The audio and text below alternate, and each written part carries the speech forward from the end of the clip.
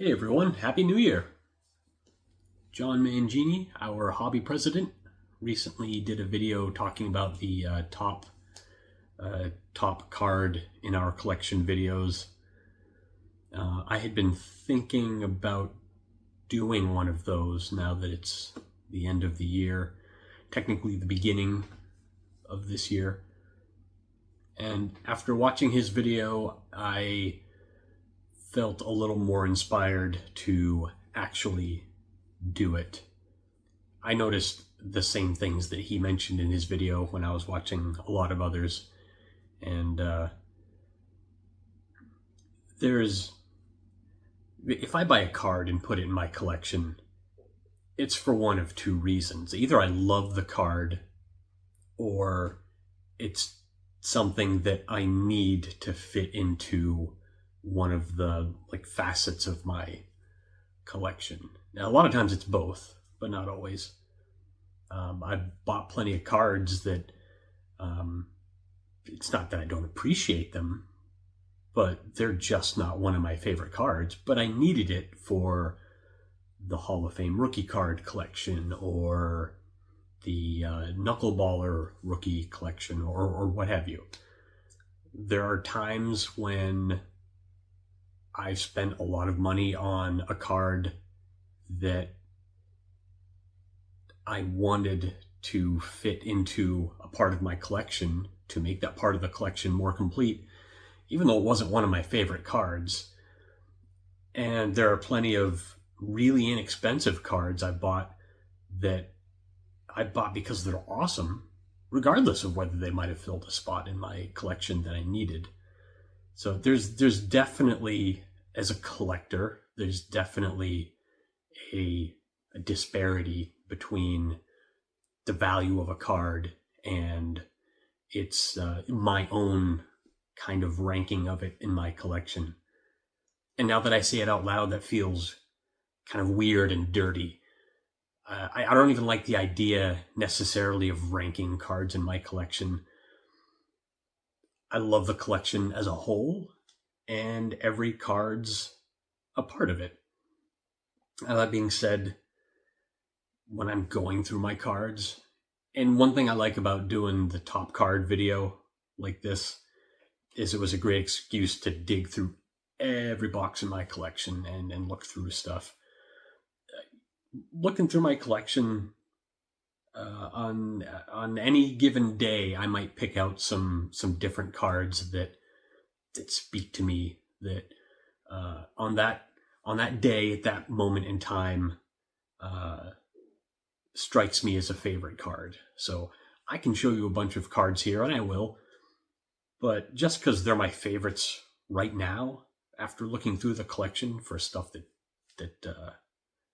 reaches out and grabs me, doesn't mean that it would be the same set of cards that I would pull out next year or even tomorrow. So I had a great time just rooting through the collection and pulling out stuff that I thought was great and thinking a little bit about the reasons why I think each card is great, because I can dig through the collection and pull stuff out, but stopping to actually think about why does this card speak to me? Why does this card speak to me? That was it's a nice stop and smell the roses kind of experience. I don't even know how many are here. A lot of folks are doing these, top 25, top 50, top whatever number. This is the top, I don't know. This isn't even the top cards in my collection. These are my current favorite cards in my collection going into 2025. Me being me, I have to put things in some semblance of order. I have to categorize and group things. So these are just kind of piled up by the reason for them being here. For example, I've got a stack here that I pulled out because these are guys playing in the game currently, or in a couple of the cases, guys who have recently retired that I've loved watching, that I like. And I've got some great cards of theirs.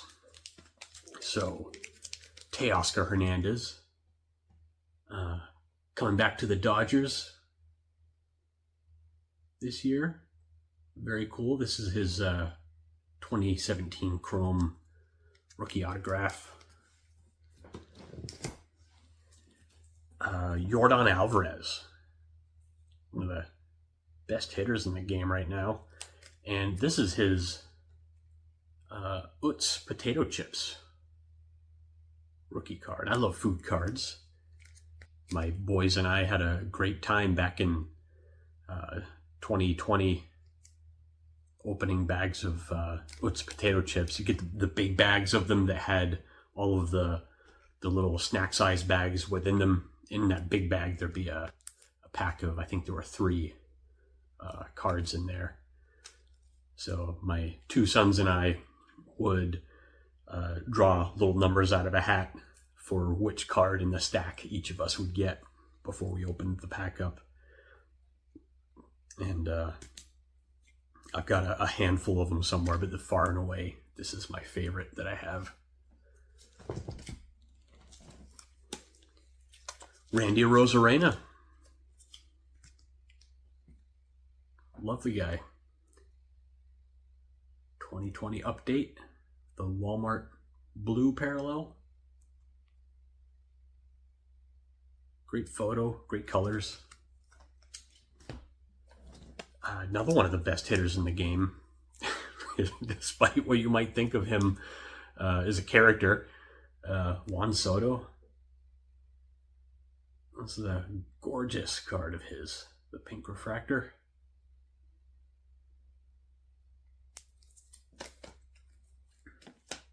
Speedster Tommy Edman.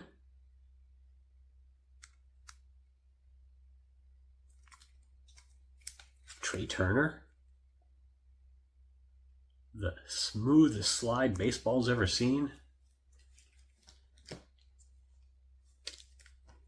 Freddie Freeman. I've never considered myself a Dodgers fan. I don't really follow specific teams as much as individual players anyways, but the Dodgers have ended up with a lot of players that I really like. So I'm enjoying following them lately. Man, Max Scherzer. Madman.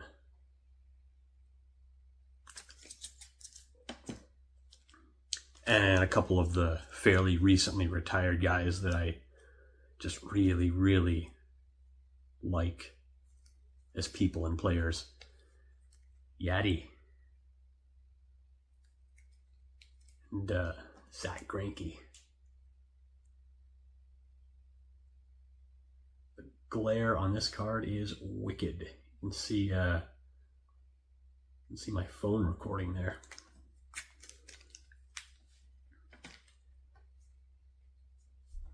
Got favorite cards with sentimental value of some kind. So here's a 49 Bowman Eddie Stanky rookie card. Now, I'm a rookie card collector, so I like that about it.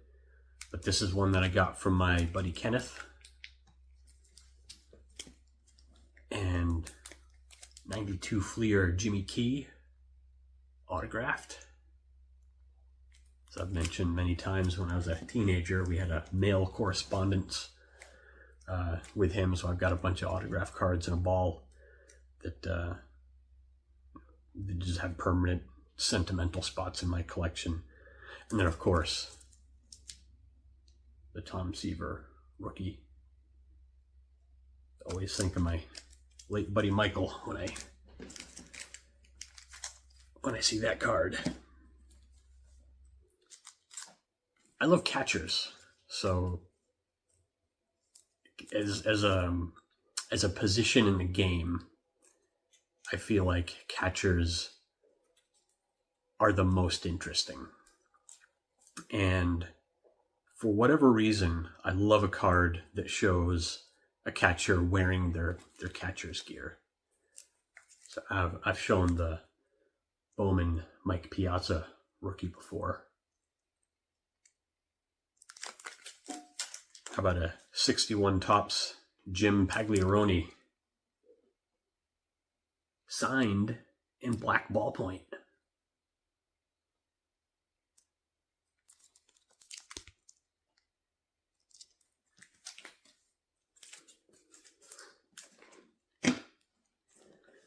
Maybe some cards are my favorite because they're all-time great players in the game of cricket, such as Australian Don Bradman. This is a page from my 1938 Player and Sons complete set. Gorgeous, gorgeous set. Pretty delicate cards. They're paper thin. Jack Hobbs.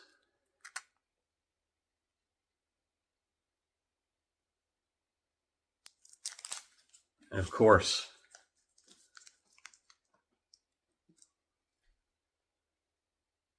Dr. W.G. Grace.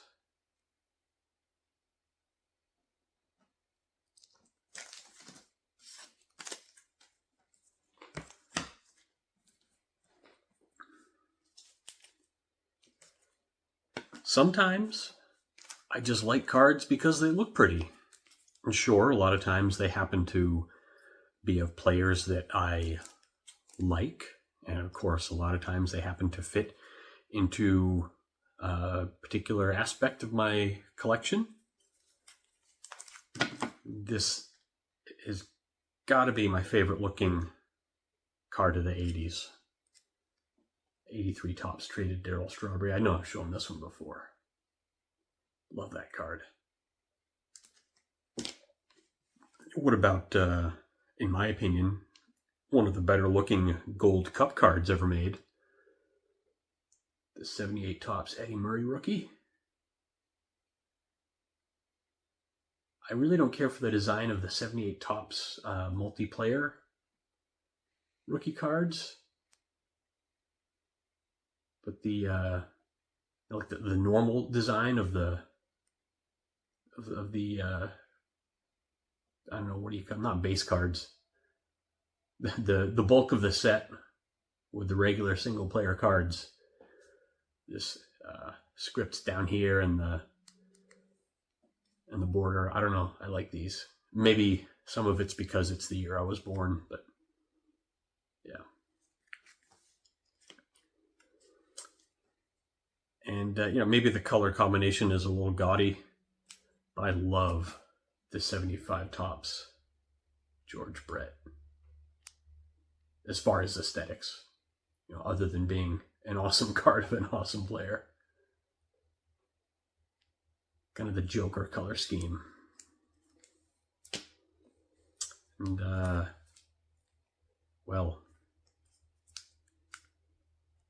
1960 Topps Carl Yastrzemski. Cards that are better looking than this one don't exactly drop out of the sky. I'm not suggesting it's the best looking card of all time, but it's just a good looking card.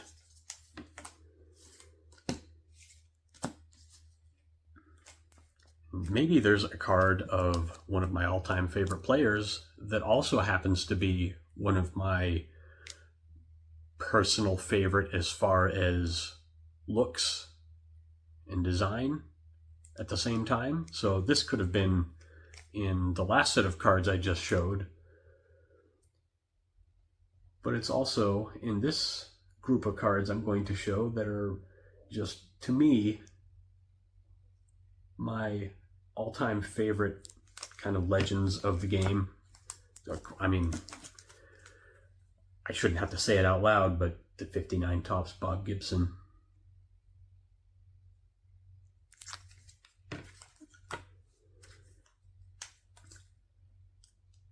Rickey Henderson, iconic Topps rookie.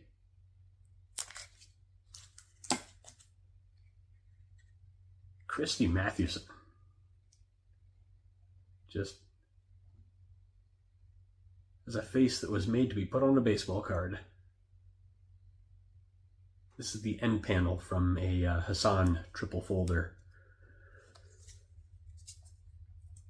Brooks Robinson. I think it's hilarious how if you put this card next to his 58 tops, just 1 year apart, how ridiculously unflattering his picture looks a year later.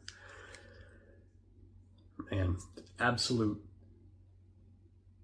titan of a player defensively.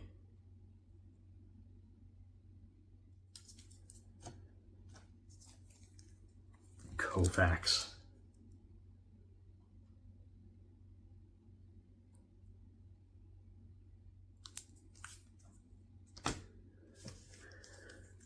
And of course,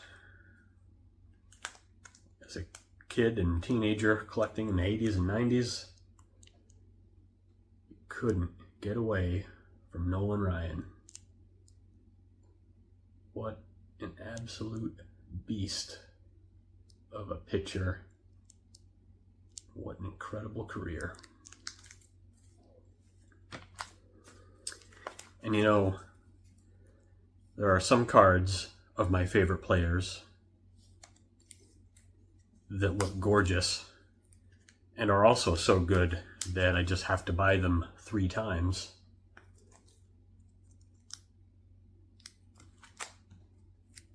Look at this one.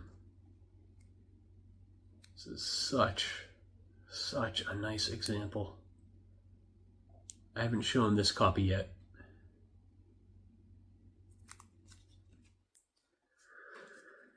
And lastly, this one reminds me of Dylan, Double D Vintage.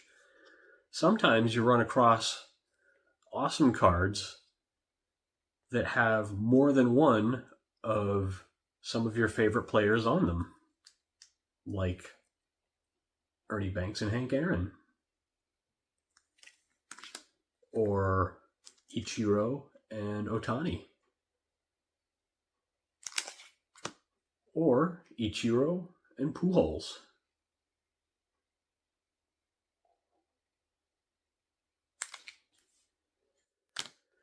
So how many was that? I wasn't keeping track. I spent a lot of time digging through the collection, thinking about these, pulling them out, pulling others out, putting them back. Spent some time here talking about them and showing them on camera. And now I'm going to spend even more time putting them all back away and getting them organized. And I appreciate every moment in all of those processes. And one thing this has got me thinking about is that I really need to get on a good way to start displaying some of this stuff. Springtime's coming. I've got the winter to maybe do some design on some stuff. See what I can put together. Well, I hope you enjoyed seeing some of these random cards. And as always, thank you for watching. And Happy New Year, everybody.